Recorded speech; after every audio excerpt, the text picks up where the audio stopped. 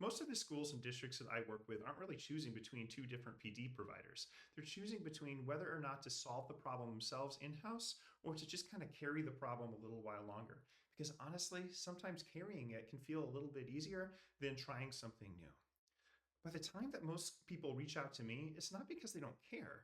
It's because the same small group of adults is holding the same work year after year, supporting student behavior, addressing issues with attention and engagement and learning. We're honestly addressing the chronic burnout and compassion fatigue that's endemic to our profession. Everybody knows what matters.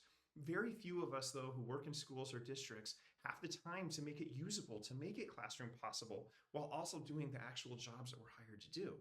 My work isn't really about replacing your expertise or adding another initiative.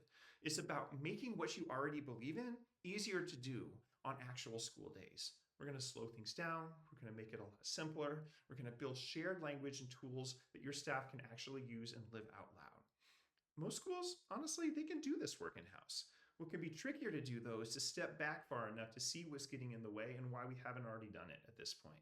And that's where I can come in and help. If carrying all of this is starting to cost a bit too much in time, energy, or peace of mind, we can talk.